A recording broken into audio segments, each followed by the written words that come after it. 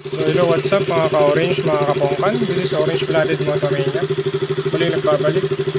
So today's video ay meron po tayong gagawing motor dito. Medyo maingay yung makina. Ayan no. Tapos namamatay ito siya pag i-rev natin. So pina-overhaul daw to sa ibang mekaniko. And then hindi stock yung mga valves na nilagay. Parang aftermarket. So titignan natin kung bakit nag-iingay yan. Naputol daw kasi yung valve nito. And then ngayon nga pinalitan nila ng hindi siya genuine na valve. And then pagka tapos ng trabaho, ganito na yung tunog. Ano?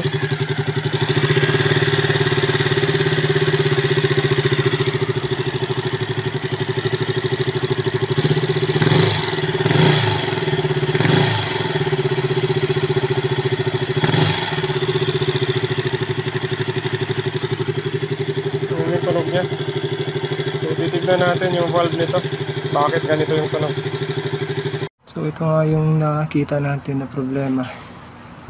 So yung intake niya na isa, pumapasok pa rin yung tawag nito 0.35 mm.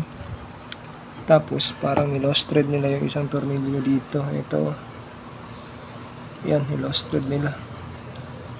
Dapat ganito yung ganito yung bolt niyan.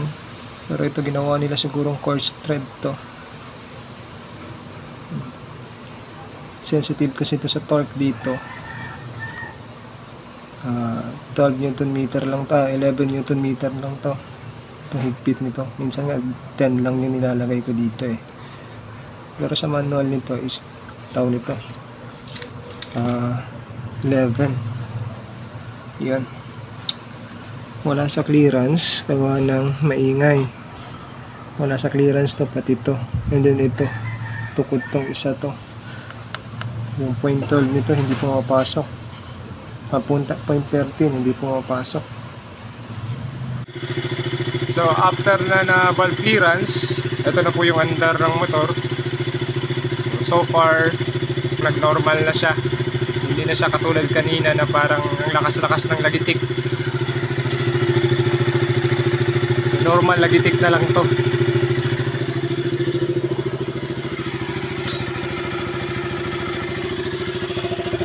So ito yung shims na pinalitan natin. Dalawang shims yung pinalitan ko. So yun na nga po, after natin na magawa yung motor, pinaandar, hindi siya namamatay, hindi siya nagloloko yung RPM once na malamig pa yung makina. Pero once na iinit na siya, may lumalabas na blink or check engine. So titignan natin. So yan, titignan nyo to. 1, yung counting nyan is 1 long, 1, 1, 2, 3, 4, 5, 6, 7. So ang error na ito is yung lambda sensor or yung ating auto sensor. So ginawa ko,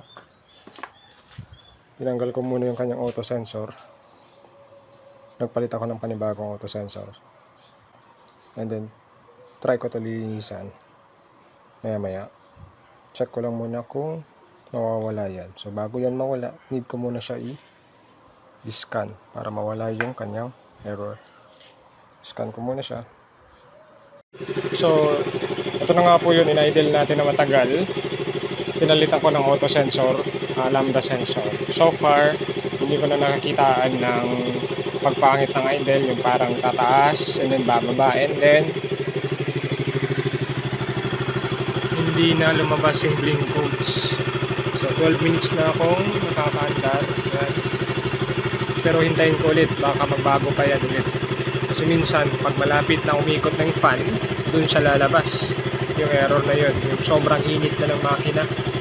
Tapos lalabas yung error, yung check engine. Tapos pag i-rev last time, bababa ng isang guhit or dalawang guhit, and then aakyat na naman siya to 2000 RPM.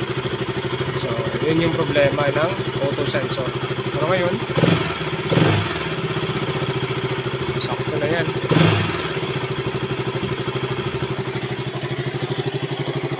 Ayan, umikot yung fan.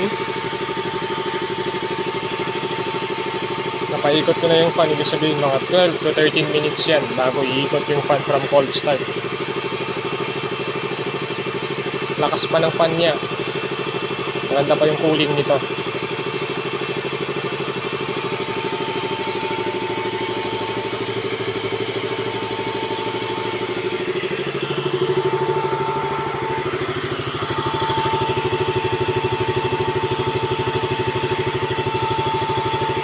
So ito, meron din isang problema yung kanyang motor. Tinanggal ko lang din. So yung kanyang fuel level kahit na mababa na ay tawag nito full pa rin.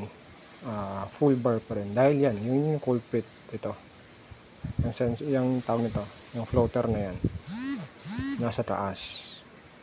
Matigas siya. So titignan natin. Ano? Dito kasi kanina naghihirapan ako. Yan. Ayun. Bali, nagmumove na.